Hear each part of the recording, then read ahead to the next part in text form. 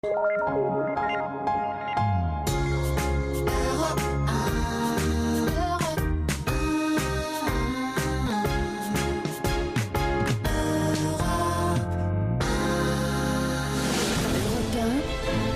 cœur de l'histoire. Franck Ferrand. Franck Ferrand a l'air tout joyeux en ce début d'après-midi. Bonjour Franck. Bonjour Anissa, bonjour à tous. C'est toute l'équipe d'Au cœur de l'histoire qui est aujourd'hui à la fête et je voudrais dédier cette émission à la petite Paloma qui a été mise au monde cette nuit par notre chère Lorena. Bienvenue Paloma. Et c'est une grande dame du cinéma français que vous recevez aujourd'hui. Oui, Danielle Thompson, la fille de Gérard Houry, qui est en effet avec nous pour évoquer les deux grandes figures qu'elle met en scène dans son nouveau film, deux amis d'enfance dont on oublie parfois qu'ils ont pu l'être, Émile Zola et Paul Cézanne. Et puis nous retrouverons un autre grand nom, celui de Coco Chanel, pour le dernier épisode de Ce Grand Destin. En effet, c'est aujourd'hui la fin du feuilleton. Je vais vous dire, Anissa, quand nous allons dans une semaine revenir à un seul sujet par jour, je crois que je vais regretter ce feuilleton auquel je me faisais bien, Moi à vrai aussi, dire. je dois l'avouer. Mais pour le moment, c'est une histoire inouïe que vous nous racontez. Oui, celle d'un Français sans qui Londres... au moment de la Seconde Guerre mondiale, sans qui Londres aurait peut-être été détruite. Je vous raconte cela tout de suite.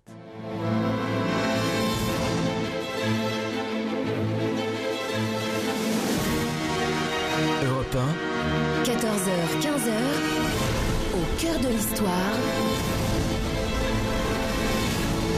Franck Ferrand.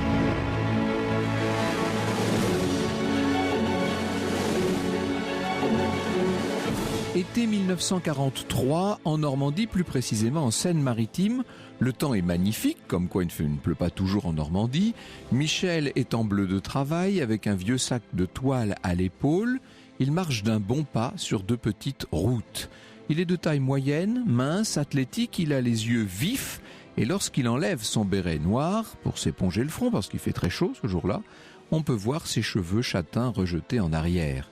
Michel arrive à Bonnetot-le-Faubourg, où l'on peut voir œuvrer un petit peu à l'écart des centaines d'hommes. C'est une véritable fourmilière qui s'active sous ses yeux. Alors, Michel s'approche discrètement.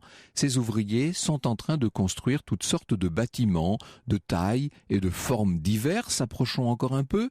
Certains sont en train de couler du béton, d'autres sont en train de terminer des routes. C'est un chantier immense. Michel n'est pas très repérable dans son bleu de travail, alors il en profite, il avance tranquillement, l'œil aux aguets, jusqu'à se retrouver au milieu des ouvriers. Et pour se fondre dans le groupe, il se met le plus naturellement du monde à pelleter du sable et du ciment. « Qu'est-ce qu'on fabrique ici ?» demande-t-il. « Oh, j'en sais rien » répond un brave gars. « Ils disent que les constructions serviront de garage pour leurs camions. » Michel Hollard joue bien son jeu. Vous avez compris qu'évidemment, il n'est pas un ouvrier. Décoré de la Croix de guerre 14-18, il représente une firme de fourniture automobile au moment de la débâcle de 40 et va devenir agent de renseignement. Il a 45 ans, il se trouve depuis près de 2 ans à la tête du très efficace réseau Agir. Sa couverture est celle d'un représentant en France de l'Office technique du gazogène. D'où sa facilité à trouver des laissez-passer. Pour lui, c'est même un jeu d'enfant. Le pseudonyme le plus courant de Michel Hollard, c'est Jacques Roland. Son travail, collecter toutes les informations qui pourraient se révéler utiles aux Alliés. Identité et affectation des unités ennemies en zone occupée, équipement des aérodromes et des fortifications, état des dépôts de carburant, de munitions, etc. Pour agir, il peut s'appuyer sur un certain nombre d'agents. Quand je dis un certain nombre, une soixantaine en tout. Alors évidemment, les renseignements à l'époque sont vraiment le nerf de la guerre. Et tous les 15 jours, Michel Hollard informe l'ambassade britannique à Berne, en Suisse, en pays neutre. Il ne compte plus les fois où il a dû marcher sur des fils barbelés pour ne pas laisser trop de traces dans la neige des Alpes. Entre 2 séjours à Berne, Michel effectue de discrètes tournées d'inspection dans le centre et dans le sud de la France. Certains de ses agents ont été arrêtés et lui-même, à plusieurs reprises, a senti le vent du boulet. Si Michel Hollard se trouve maintenant en Normandie, donc en cet été 1943, c'est qu'il a reçu d'un de ses agents, un ingénieur au chemin de fer, un message inquiétant. L'agent en question a surpris une conversation sur une construction d'un nouveau genre, construction ordonnée par les Allemands en Seine-Maritime. Michel n'a pas perdu un instant. Déguisé en représentant d'une mission protestante, il s'est rendu à l'office de travail de Rouen et il a obtenu une liste des chantiers en cours dans la région. Et c'est comme ça qu'il a fini par se retrouver à Bonnetot-le-Faubourg.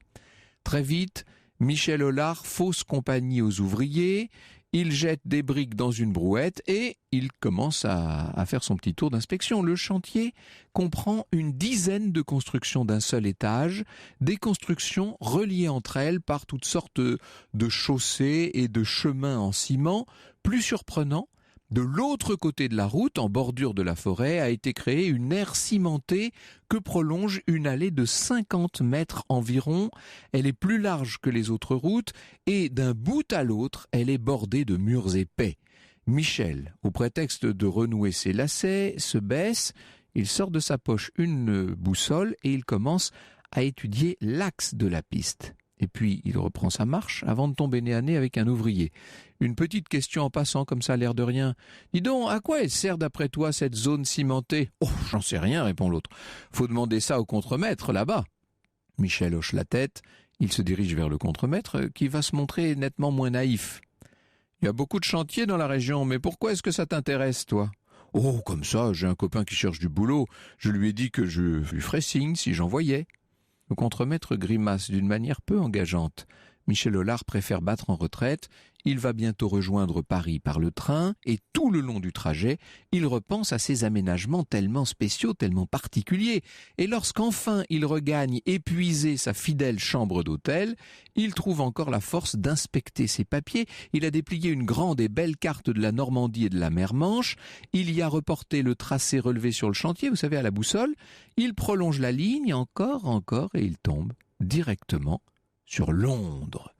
Quelle que soit l'utilisation présumée de la piste, celle-ci a pour axe une ligne qui se dirige tout droit sur la capitale anglaise. Michel Hollard est convaincu d'avoir fait une découverte. Il sent bien qu'il vient de lever le plus gros lièvre de sa carrière. Le Secret Intelligence Service, du reste, ne sera pas tellement surpris puisque, depuis des mois, on a recueilli des informations selon lesquelles les Allemands seraient en train de préparer une nouvelle offensive contre l'Angleterre et la rumeur court que les nazis seraient même dotés de fusées sans pilote. Il convient tout de suite d'aller chercher d'autres bases en Normandie, parce qu'il n'y a pas que celle, évidemment, de Bonnetot-le-Faubourg. Michel Hollard réunit une équipe à bicyclette et lui assigne l'inspection de toute une zone littorale, ça fait une 30aine de kilomètres. Alors on va voir tous les gars à vélo qui inspectent les lieux, qui notent, qui marquent tout ça sur des cartes bien entendu. Et 3 semaines plus tard, les résultats de toutes ces recherches confirment l'existence, tenez-vous bien, d'une 60aine de sites créés par les Allemands dans toute cette région. La disposition des édifices, l'agencement des pistes est identique, c'est-à-dire que toutes ces pistes pointent vers Londres. Une question demeure. À quoi les Allemands destinent-ils en fin de compte tous ces sites bétonnés? Cette question, inutile de vous dire que Michel Hollard va se la poser un certain nombre de fois avant d'être capable d'y répondre. Europe 1, au cœur de l'histoire. Revient dans un instant.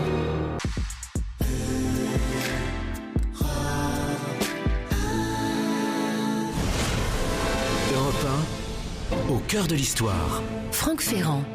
Franck, vous nous racontez cet après-midi le parcours d'un résistant français, Michel Hollard, qui en 1943, on vient de l'entendre, découvre des chantiers dans le nord et l'ouest de la France, des chantiers organisés par les Allemands et qui prépareraient une attaque aérienne sur Londres. C'est en tout cas la conclusion de Michel Hollard. Exactement. Et ce n'est pas la première fois que les nazis ont tenté de bombarder la capitale anglaise depuis le début de la Seconde Guerre mondiale. Non, c'est pas du tout la première fois, puisque vous savez qu'en juillet 1940, les Britanniques, qui ont refusé la paix avec Hitler, sont entrés, si je puis dire, de plein pied dans ce qu'on va appeler la bataille d'Angleterre. Le 24 août, un événement change tout. Un bombardier allemand largue par erreur ses bombes sur Londres, un objectif qui au départ ne devait être attaqué que sur l'ordre personnel d'Hitler.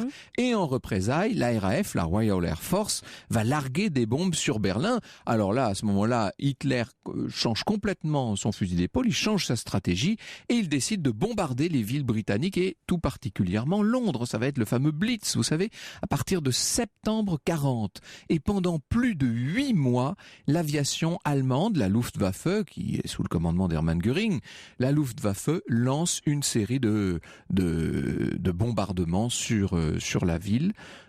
C'est donc le Blitz. Coventry est rayé de la carte. En tout, plus de 14 000 civils seront tués, plus de 20 000 personnes blessées dans ces bombardements anglais. Des bombardements répétés, mais qui ne permettent pas à Hitler d'envahir le Royaume-Uni.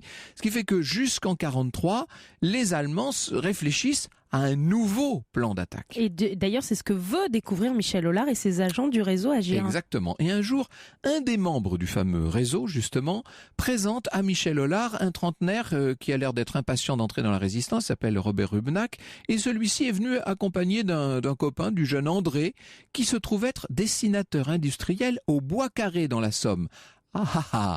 Ingénieur, dessinateur industriel, ça intéresse évidemment notre Michel. Un instant, dit-il alors qu'André s'apprêtait déjà à sortir. Dites-moi quelle est votre fonction exacte sur ce chantier ? Je suis dessinateur pour les projets des bâtiments, dit-il.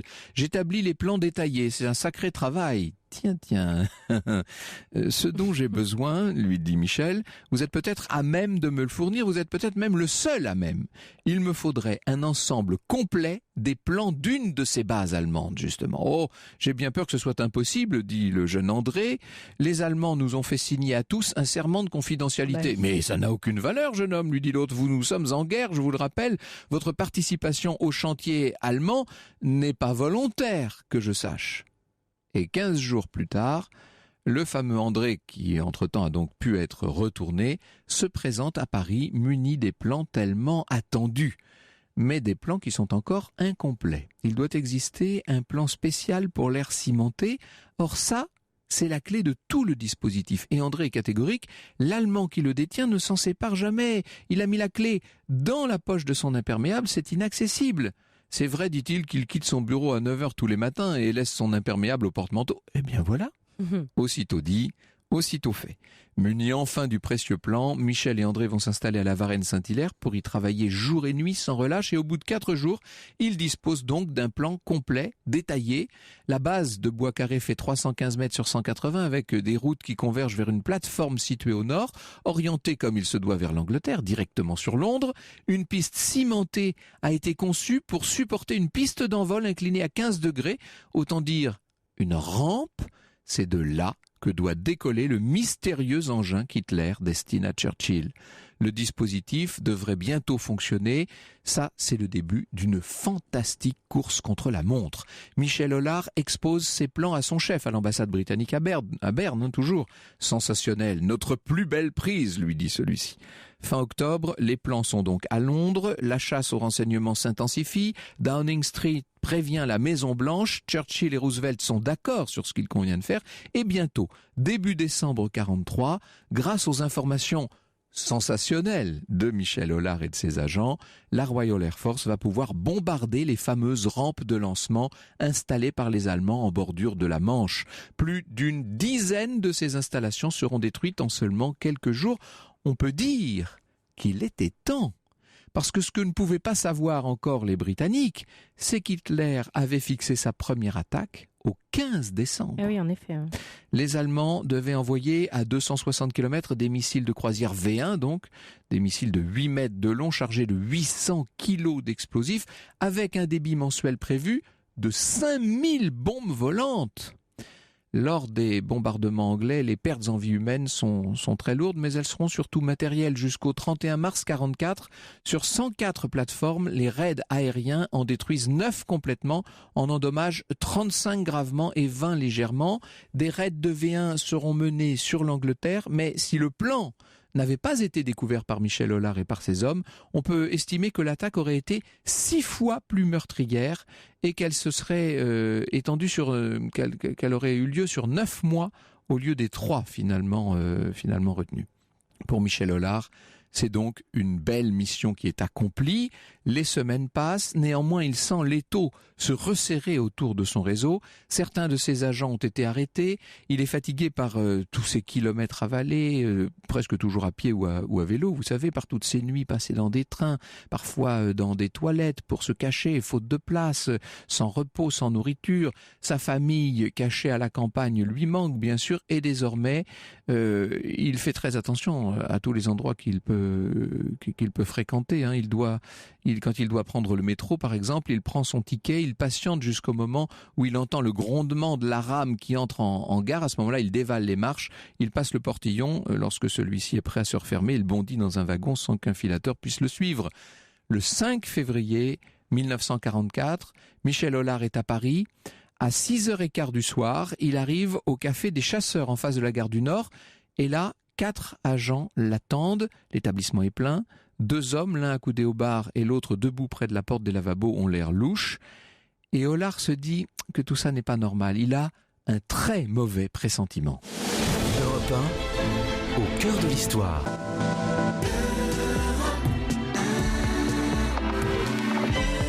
Europe 1, Au cœur de l'histoire. Franck Ferrand. C'est l'histoire d'un résistant que vous nous racontez cet après-midi. Michel Hollard, nous sommes au cœur de la Seconde Guerre mondiale et nous sommes en 1944. Michel Hollard vient clairement de sauver Londres, on peut résumer ça comme ça, effectivement. Façon, oui. Mais nous sommes le 5 février 1944 et Michel Hollard a un mauvais pressentiment. Il est à Paris. Oui, il vient à peine de s'asseoir donc dans ce café près de la gare du Nord et soudain, un frisson le parcourt, il entend crier son nom, il se retourne, il voit une jeune femme à l'entrée du café, il la rejoint, l'inconnu lui raconte qu'une de ses amies est en danger et qu'elle doit absolument franchir la frontière. Voilà ce que lui dit Michel. Écoutez, il n'est pas possible de discuter ici, donnez les renseignements nécessaires à ma secrétaire et je verrai ce que je peux faire. Il la prend à part pour l'éloigner et soudain l'un des 2 hommes, vous savez qu'il avait remarqué lorsqu'il est entré dans le fameux café, l'un des 2 se retourne, il a un revolver à la main et il dit que personne ne bouge, police allemande. Combien de résistants l'ont entendu, ce mot terrible? Michel lève les bras, évidemment, il laisse tomber un paquet derrière une banquette, il s'agit de notes de renseignement, il est arrêté par la Gestapo, interrogé, il va refuser de parler de toutes les activités qu'il a pu mener depuis tant de mois, des activités au profit des Alliés, spécialement des Anglais, et lui nie farouchement avoir le moindre collaborateur. Michel va être torturé, il reçoit des coups terribles, il est enfermé dans un cachot, il doit rester plusieurs jours en captivité au quartier général de la Gestapo avant d'être transféré à Fresnes, où il va passer 3 mois. Il est condamné à mort. Sa peine commuée en déportation. Il va être déporté au camp de concentration de Neuengamme, où il doit déplacer des plaques en métal à longueur de journée. Travail complètement absurde. Vous savez, on fait déplacer les plaques dans un sens, et puis quand elles sont arrivées à l'autre bout du camp, mais on doit les ramener. Non, on doit les ramener dans l'autre sens. Michel Hollard va néanmoins survivre. Il est libéré de ce camp de Neuengamme avec un groupe de 200 hommes. Un arrangement local entre des Suédois et le commandement des SS. Les prisonniers ont sans doute été troqués contre du ravitaillement ou des produits médicaux dont les Allemands avaient besoin, on ne saura jamais exactement. Michel Hollard va devenir, si je puis dire, l'homme qui a sauvé Londres. Il est accueilli en héros par les Britanniques au lendemain de la guerre. Il recevra, vous l'imaginez, les plus hautes distinctions militaires en France, en Grande-Bretagne.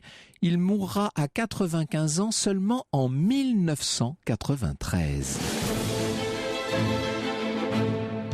Silence les crayons sur les branches immobiles. Les arbres font des rayons et des ombres subtiles. Silence dans la maison, silence sur la colline.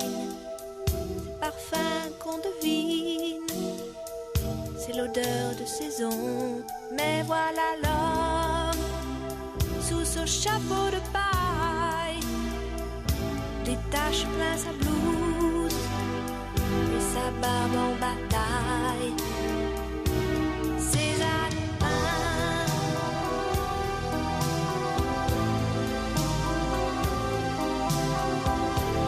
laisse s'accomplir la magie de ses mains.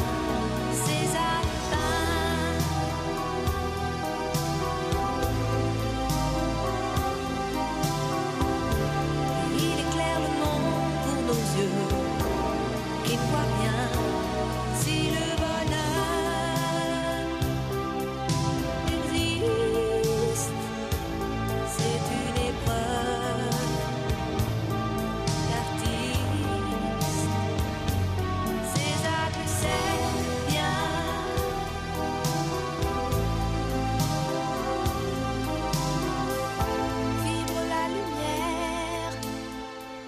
chanter les couleurs. Il y met sa vie, le bruit de son cœur. Et comme un bateau porté par sa voile, doucement le pinceau glisse sur la toile. Et voilà l'homme qui croise avec ses yeux le temps d'un éclair, le regard des dieux. Cézanne.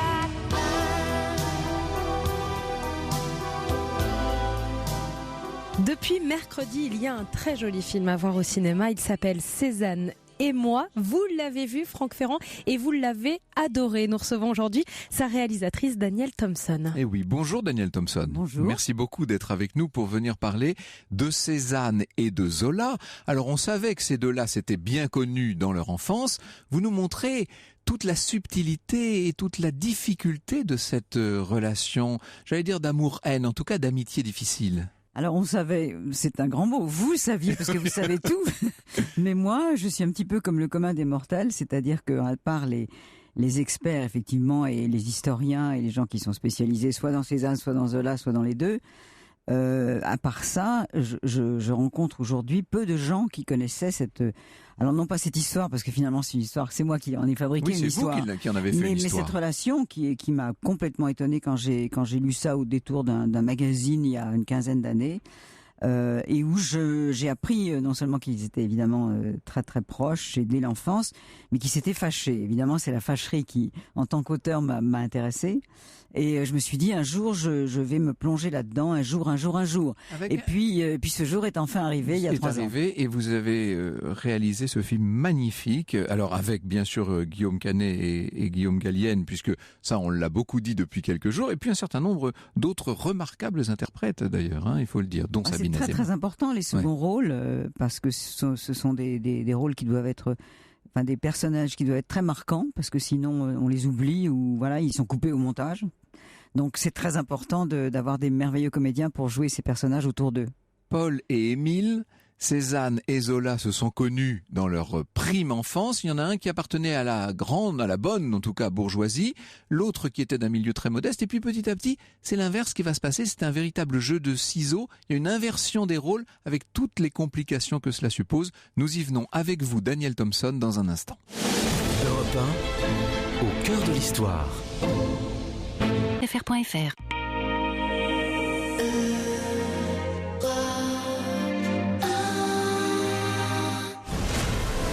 Europe 1, au cœur de l'histoire. Franck Ferrand.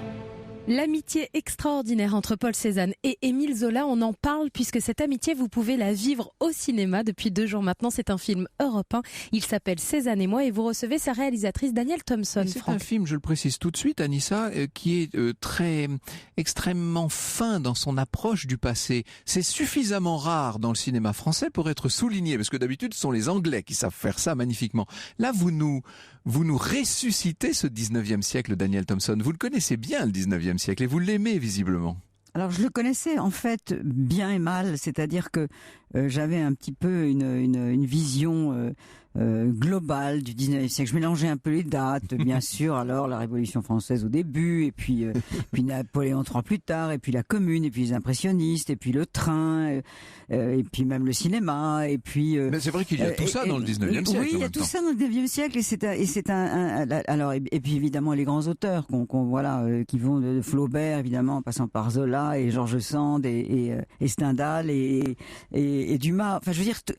Mais tout ça était un petit peu foisonnant et un peu vague dans ma tête, et c'était effectivement en m'y plongeant un petit peu comme une étudiante.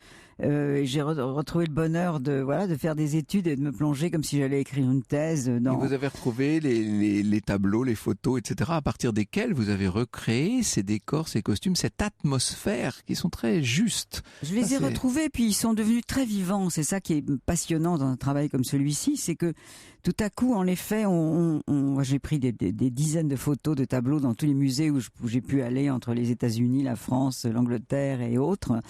Et tout à coup, je me jetais sur ces tableaux. De temps en temps, je me faisais attraper par les gardiens parce que on n'a plus le droit. On n'a pas le droit. Quelquefois, maintenant, on a beaucoup plus le droit parce qu'on peut pas éviter que les gens avec leur téléphone avec portable les téléphones, photographient. Donc, on vous laisse maintenant. Ils ont baissé les bras. Je me souviens notamment au musée Granet où j'avais rendez-vous avec le conservateur Bruno Elie et j'étais en train de photographier à Aix-en-Provence le fameux petit portrait de Zola par Cézanne qui est le seul qui reste. Et donc voilà, un gardien s'est jeté sur moi en me disant vous n'avez pas le droit madame. Alors on m'a dit mais si vous pouvez. Et effectivement ce tableau est dans le film. Et donc tout ça prend complètement une autre vie que quand on les regarde dans les musées, on les trouve beaux, on comprend l'évolution, on aime ça. Mais là, je regarde les dates et je me dis à ce moment-là, un tel faisait ça, l'autre faisait ça. Pissarro et Cézanne peignaient ensemble. Ah bah non, là maintenant ils peignaient plus ensemble. Ah bah à ce moment-là, il allait voir Zola. Pour les plus jeunes génial. de nos auditeurs, il faut dire à quel point lorsqu'on entre dans le détail d'une période historique et lorsqu'on finit par connaître les personnages, tout s'éclaire et tout devient magnifique. Ça, c'est une émotion qu'il faut souhaiter à tout le monde. C'est formidable. Complètement. Et j'espère de tout mon cœur que le film, parce que j'espère avoir fait un film pour le grand public, avoir fait un film qui a un sujet intimiste, mais qui n'est pas un film intimiste. Avec des rôles de composition, un Guillaume Gallienne qui devient, c'est assez frappant d'ailleurs de voir le personnage plus vrai que nature, si je puis dire. Également, c'est le cas aussi pour Guillaume Canet, qu'on voit à différents stades de leur vie, de leur carrière, de leur amitié. Alors, reprenons peut-être les choses dans l'ordre. Au départ, il y a entre eux une différence sociale qui va peu à peu s'amenuiser jusqu'à ce que leur situation s'inverse en vérité. Puisqu'on verra à la fin un Cézanne impécunieux face à un Zola qui est devenu un grand bourgeois, lui, pour le coup. C'est ça qui m'a fasciné dans la découverte justement de toutes ces archives et parce que il y a un mélange bien sûr de recherche qui est à la fois les œuvres de ces hommes-là, et puis ce qu'on dit de leur vie et ce qui reste, et puis leur correspondance qui est absolument extraordinaire et qui ressort d'ailleurs en ce moment chez Gallimard, leur correspondance croisée, ça n'a jamais été publié avant. Et c'est une coïncidence, mais enfin c'est très très très intéressant d'avoir accès à ça. Et c'est vrai que on sait quand même un petit peu plus de la vie de Zola parce qu'il y a eu l'affaire Dreyfus, parce qu'il y a eu J'accuse, parce qu'il y a le personnage est plus célèbre. Le personnage est plus célèbre. Il y a des dizaines de photos de lui à tous les âges. Donc, mais tandis que Cézanne, honnêtement, je ne savais rien. Mais c'est ça. Je savais personnellement rien. J'avoue mon ignorance absolue. Et je savais pas du tout que c'était le fils d'un bourgeois enrichi, parvenu, comme on disait à l'époque, ancien chapelier devenu banquier, élevé donc dans une grande aisance, voilà, et que l'autre. Alors c'est un milieu qui est à la fois modeste et le père était ingénieur, le père a construit le barrage qu'on voit dans le film. Je le signale parce qu'il y a pas mal de choses sur internet où on dit Daniel Thompson aurait quand même pu éviter de les mettre devant un barrage hydraulique, mais je les ai en fait mis devant le barrage qui a été construit en 1840 et quelques par le père de Zola. François Zola, le père. Et puis le père est mort. Donc c'était un homme qui gagnait sa vie, mais qui tout à coup a laissé sa veuve sans rien. Il n'y a pas de couverture sociale à l'époque, il n'y a vraiment rien. Donc il a une enfance vraiment très très très très très dans la misère. D'où l'œuvre qui a suivi, enfin tous ces livres extraordinaires sur les Rougon-Macquart. C'est intéressant de voir comment Guillaume Canet arrive à montrer, si je puis dire, la complexité du personnage de Zola, qui quand même mène, il faut le dire, une drôle de vie. Et notamment, il y a cet amour extraordinaire avec cette jeune servante. Il faut expliquer ça, c'est assez... Oui, alors il y a deux grands amours dans sa vie, parce qu'en fait, il va finir d'ailleurs par arriver à une double vie. Il y a cette première femme, et qui va rester sa femme toute sa vie, qui s'appelait Gabrielle quand elle était le modèle de Cézanne, et puis il lui présente, et Cézanne est le témoin de leur mariage. Finalement, ça va devenir sa femme, oui, c'est ça. Et elle va devenir sa femme, et elle va devenir Madame Zola, et Madame Zola, elle veut plus s'appeler Gabrielle parce que c'est un nom de lingère et qu'elle veut s'appeler Alexandrine. Donc elle devient vraiment une femme d'auteur. Elle devient quelqu'un qui s'occupe de tout. Enfin, tout ça n'est pas dans le film, film, mais évidemment, c'est dans ma tête. Elle devient un personnage absolument fascinant. Et puis un jour, elle engage une jeune lingère qu'elle adore, puisqu'elle lui rappelle d'ailleurs sa jeunesse de jeune lingère elle-même. Et elle a 20 ans, cette jeune fille. C'est un moment charnière dans la vie de Zola. C'est pour ça que j'ai choisi cette date de 1888. C'est très intéressant d'être avec vous parce que je peux être précise dans les dates. En 1888, donc il a 48 ans. Sa mère vient de mourir et il fait littéralement une dépression. Et cette jeune fille arrive dans le foyer et là, il est bouleversé. Alors, vous avez imaginé la rencontre entre Paul Cézanne, Guillaume Gallienne et Émile Zola, Guillaume Canet, en 88. À l'époque où vous imaginez cela, vous ne savez pas que cette rencontre, elle a peut-être eu lieu. Ça, c'est assez étonnant. Ça, quand même. Je dois dire que j'ai eu des frissons quand j'ai terminé mon scénario, donc. Et puis, tout à coup, j'avais pris cette liberté. C'était en fait l'idée du film. C'était cette rencontre qui, en principe, n'a jamais eu lieu, qui n'a peut-être jamais eu lieu d'ailleurs. Mais je me suis dit, moi, voilà, je vais décider qu'ils se revoient, contrairement à ce que tout le monde dit, après 86, après cette dernière lettre, après la publication du roman des Rougon-Macquart qui s'appelle L'œuvre. Ils se fâchent, c'est de notoriété publique, ça fait maintenant plus de 100 ans qu'on dit ça et que tout le monde est d'accord là-dessus. Et puis j'invente cette rencontre. Cette rencontre qui manifestement, si elle avait eu lieu, a donné lieu à une lettre, puisque on se prévenait à l'époque par lettre qu'on arrivait, qu'on repartait, etc. Et en effet, au moment où j'étais en train de contacter les comédiens et d'avoir vraiment fini le projet, cette lettre surgit. J'apprends qu'il y a une lettre qui a été écrite un an plus tard, qui se termine, où Cézanne remercie Zola pour son livre d'après l'œuvre qui s'appelle La Terre, qui est un livre qui se passe dans le milieu des paysans de l'époque, et où il lui dit « je vais venir te voir ». Et là, je me liquéfie en me disant « mais c'est quand même extraordinaire que j'ai inventé qu'ils s'étaient revus et qu'en fait, peut-être qu'ils se sont revus ». Il n'y a aucune trace. C'est quand même magnifique, là. C'est ce qui s'appelle un cadeau du destin et de l'histoire. Un cadeau de l'histoire. Merci beaucoup, Daniel Thompson. Vous avez beaucoup fait rire pendant tant d'années les Français. Vous allez maintenant les émouvoir grâce à Cézanne et moi. C'est sur tous les écrans depuis mercredi. Merci. Merci.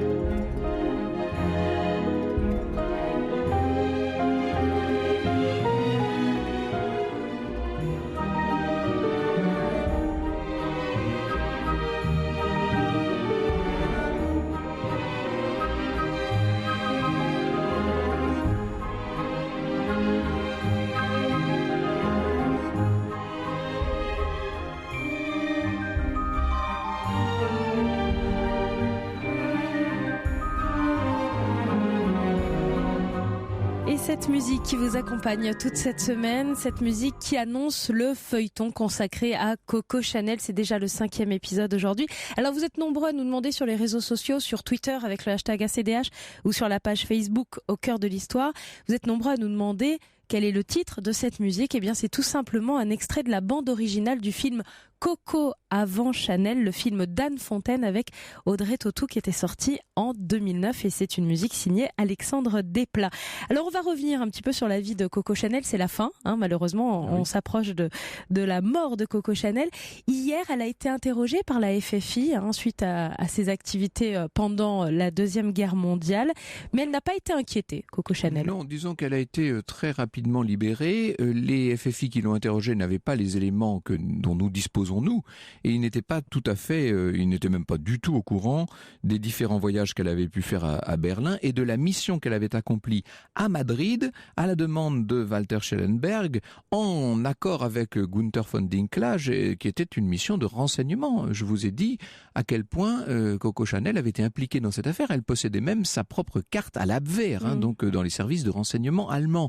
C'est assez invraisemblable quand on y pense. Bon, lorsqu'on compare ça avec ce que je racontais tout à l'heure au début de l'émission, ces gens qui ont risqué leur vie au contraire pour lutter contre l'Allemagne, pour protéger les Alliés, en l'occurrence la population londonienne, l'écart est immense bien sûr. Et en même temps, sans vouloir du tout me mettre à défendre Coco Chanel, ça n'est pas mon rôle ici, et on ne comprendrait pas d'ailleurs que je le fasse, mais en même temps, on peut se demander si dans son esprit à elle, il ne s'agissait pas d'œuvrer d'une certaine manière pour la paix. Parce que, encore une fois, ce qu'elle était partie négocier à Madrid, avec beaucoup de naïveté, c'était une paix séparée, en tout cas, entre l'Allemagne et l'Angleterre, qui se serait faite au détriment de la France, ça c'est sûr. Mais la France, à l'époque, elle était occupée, et cette occupation pour Coco Chanel, vous avez pu le voir, n'était pas si terrible que ça. Elle vivait dans sa suite à l'hôtel Ritz avec un officier supérieur allemand. Donc, bon, pour elle, de son point de vue, tout allait bien. Elle va donc devoir se mettre au vert et elle reste en Suisse de 1945 à 1953. Elle n'est pas la seule à avoir vécu ça, vous savez. Il y a beaucoup de personnes qui, s'étant trouvées plus ou moins directement impliquées dans des affaires avec les Allemands, ont dû, comme on disait, se mettre au vert pendant quelque temps. Elle reste donc en Suisse jusqu'en 1953. On a cette photographie de 49 où on la voit avec Dinklage qui prouve qu'ils ont continué leur relation après la guerre. Hein, ça c'est assez étonnant. Et puis, eh bien, elle va rentrer à Paris et on se dit, oh là là, comment est-ce que ça va se passer ? Mademoiselle Chanel est de retour. Est-ce que les Parisiennes vont la bouder ? Est-ce que la presse va la huer ? Est-ce que la foule va la montrer du doigt ?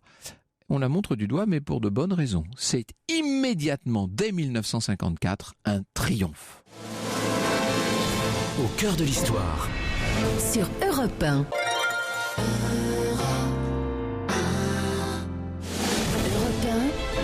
Au cœur de l'histoire.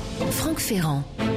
C'est un autre visage de Coco Chanel que nous avons découvert hier, celui de Coco Chanel pendant l'occupation, de ses relations avec les Allemands. Et bien malgré tout cela, Coco Chanel revient en France après un exil suisse. Elle revient à Paris 1954 et c'est à nouveau un triomphe. Ah oui, c'est un triomphe. C'est assez extraordinaire. Vous savez, on est dans cette période de ce qu'on a appelé le New Look, où Monsieur Christian Dior est en train de redonner aux femmes l'envie de se vautrer dans les falbalas, si je puis dire. On met, je sais plus combien il faut de mètres carrés pour faire une jupe, hein, vous savez, mais enfin ça y est, c'est cette époque des années 50, on a Grace Kelly à l'esprit, hein, bien sûr, mais vous savez, avec ces robes extraordinaires et de nouveau le goût de la haute tenue, des tenues sophistiquées, etc., comme si c'était un mouvement de balancier. Dans les années 1919-1920, après la Première Guerre mondiale, Coco Chanel avait fait souffler un vent de nouveautés extraordinaires sur la mode. Elle avait libéré les femmes de tous les carcans un peu. Eh bien, voilà que Christian Dior fait un peu le contraire, si je puis dire, après la Seconde Guerre mondiale. On s'est tellement privé pendant la guerre. Les femmes ont tellement souffert de devoir s'habiller avec 3 fois rien que, évidemment, d'un seul coup, l'opulence revenue fait qu'on a envie de sophistication, de belles choses, de très belles étoffes et tout. Alors, Coco Chanel va savoir évidemment prendre ce tournant. Vous pouvez lui faire confiance. Elle ne va pas se laisser démonter. Elle ne manque pas l'occasion, dans les interviews qu'elle donne, de critiquer justement cette espèce de sophistication en vogue. Et en même temps, elle sait adapter son style au goût et aux attentes du public de l'époque. Et elle va faire un premier grand défilé en 1954 qui, encore une fois, est un triomphe. Elle est âgée déjà. Oui, mais elle ne fait pas vraiment son âge. D'abord, vous savez, elle a toujours eu cette silhouette extrêmement mince, élancée, avec ce regard acéré, ses traits un peu à la serpe, il faut bien le dire, cette femme brune, mince, sèche. Et elle va presque devenir la caricature d'elle-même, mais elle en joue, elle le fait exprès. Et encore une fois, elle est devenue une légende vivante. Vous imaginez dans les années 1960, les femmes qui viennent chez Chanel, rue Cambon, et qui sont habillées par Mademoiselle Chanel en personne, alors qu'elle a déjà habillé leur mère et leur grand-mère. C'est complètement extraordinaire. Et Mademoiselle est là, elle tient elle-même son atelier, elle a ses modèles, vous savez, elle est terrible, hein. Sans vouloir raconter, sans vouloir trahir des secrets. Toutes celles qui ont travaillé pour elle et qui peuvent en parler aujourd'hui nous disent « Ah oui, elle était absolument terrible. Elle martyrisait les gens, il n'y a pas d'autre mot. » Tyrannique. Et en même temps, je crois qu'elle les aimait beaucoup. C'était ses filles, comme elle disait, et elle les a beaucoup aidées. Il y avait chez Coco Chanel ce mélange d'une forme de tendresse qu'elle cachait bien, mais qui lui faisait voulait aider les gens, et elle a été quand même d'une grande aide pour beaucoup. Et puis en même temps, cette espèce de dureté apparente, cette espèce de sécheresse extérieure, mais qui faisait sa personnalité, qui faisait sa réputation, bien entendu. Je pense que le mieux pour les femmes est encore de suivre une morale conventionnelle si elles veulent être heureuses dans la vie, dit-elle. Sinon, il leur faudra s'armer d'un courage héroïque. Et à la fin, elles paieront le terrible prix de la solitude. J'en sais quelque chose, il n'y a rien de pire pour une femme. La solitude peut aider un homme à se réaliser, mais elle anéantit une femme. Il est préférable de rester avec son mari, même s'il devient gros et assommant, que d'être seul. Le malheur pour elle, c'est que, évidemment, et elle le dit elle-même, les 2 hommes que j'ai aimés étaient riches et ils n'ont pas compris qu'une femme, même riche, veuille travailler. Car pour elle, c'est essentiel. Elle ne pense qu'à ça. C'est le but, c'est le sucre, c'est la substance même de sa vie. Travailler, travailler encore et toujours. Au cœur de l'histoire.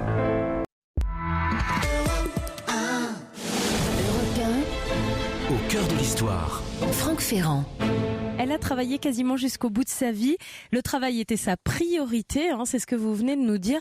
Nous sommes en train de découvrir la fin de vie de Coco Chanel. Oui, et le moins qu'on puisse dire, c'est que ça ne fait pas très envie, évidemment.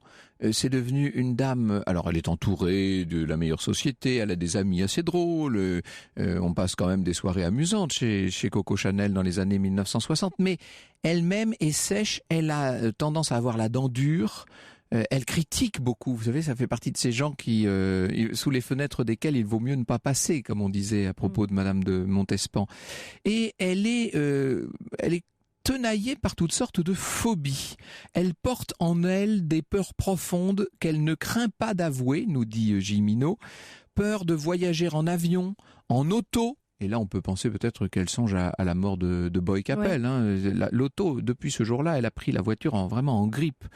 Peur du public. Alors, c'est pas une peur, on pourrait presque même parler d'un mépris. Elle tient vraiment le public à distance. Peur des journalistes de mode. Et les réponses à l'emporte-pièce qu'il lui arrive de faire, notamment à la presse internationale, sont peut-être la traduction justement de cette espèce de méfiance qui est la sienne. Ce n'est pas par modestie ni par affectation qu'elle a fait monter au 2e étage, au-dessus de ses salons, l'extraordinaire jeu de miroir sur l'escalier qui lui permet de voir toute l'enfilade des salons sans être vue. Et ça doit être extraordinaire. C'est-à-dire que vous arrivez dans la boutique de la rue Cambon, vous ne la voyez pas, elle, mais vous savez qu'elle vous voit et vous observe probablement. Et d'ailleurs, un certain nombre de clientes en ont fait l'expérience. Vous étiez en train d'essayer quelque chose et d'un seul coup, elle surgissait. Ça pouvait pas être par hasard. Oui, et quand elle surgit, c'est toujours avec le bolduc, avec les ciseaux, bien entendu. Et elle continue comme une sorte de sculpteur. Elle continue à façonner elle-même les tenues de ses clientes sur la cliente elle-même. Ça, c'est assez extraordinaire. Il y a une peur qui, chez elle, est sans doute l'écho des souffrances de cette enfance où elle a été tellement abandonnée, des souffrances de cette jeunesse où elle était sur un fil, des souffrances de l'âge mûr où vous avez vu à quel point il lui a fallu faire des choix, et des choix parfois très mauvais et terribles, nous l'avons vu hier. Je pense que Coco Chanel était une femme profondément inquiète, et que cette inquiétude se traduisait dans son comportement. Elles expliquent ces peurs, nous dit Edmond Charleroux, elles s'expliquent un tempérament conservateur, un peu poujadiste, qu'on trouve dans des milieux parfois très modestes, dit-elle. C'est peut-être l'héritage de quelques vieux paysans cévenols, assis sur 3 malheureuses pièces d'or, voyant le mal et la révolution partout. Et Coco Chanel, vous savez, c'était devenu son obsession. À la fin, elle pensait que la révolution était une question de minutes. Et en mai 68, elle est révulsée par ce qui se passe. Inutile de vous dire qu'elle n'accompagne pas du tout le mouvement, là. C'est possiblement aussi, nous dit Edmond Charleroux, l'influence des hommes avec lesquels elle vivait. Ils étaient quelquefois fabuleux, comme le poète Reverdy, ou bien répréhensibles au maximum, comme Paul Iribe. C'est lui qui l'a poussée vers l'esprit de collaboration, disait Edmond Charleroux. Elle l'a payé très cher par un exil de 10 ans, pas tout à fait 10 ans, 8 ans. Est-ce que c'est Iribe qui l'a emmené dans la collaboration? Ça, moi, je n'irai pas jusque-là. Toujours est-il que Coco Chanel, à la fin, est devenu une sorte de mythe dont on peinerait presque à dire qu'il est vivant. Vous savez, ça fait partie de ces gens qu'on voit sans penser même qu'ils existent encore. Dans les années 68, 69, 70, lorsqu'elle est au théâtre, par exemple, on murmure, on chuchote autour, on se la montre du doigt, c'est Coco Chanel. Alors d'un côté, on est très content de voir ce personnage sorti d'un autre siècle, et puis en même temps, ou en tout cas du début du même siècle, et puis en même temps, il y a quand même toutes sortes de bruits qui ont couru sur elle. Il y a la réprobation sourde d'une part du public qu'elle ressent et qu'elle va en quelque sorte essayer de conjurer en se montrant plus dure peut-être qu'elle n'était véritablement. Elle va régner sur la rue Cambon et d'une façon plus générale sur la mode jusqu'à son dernier jour qui survient le 11 janvier 1971. Vous imaginez quand vous pensez qu'elle était déjà une modiste connue 60 ans plus tôt. 6 décennies de règne sur la mode, sur le chic, sur le style, sur les femmes et peut-être d'une certaine manière sur un art de vivre.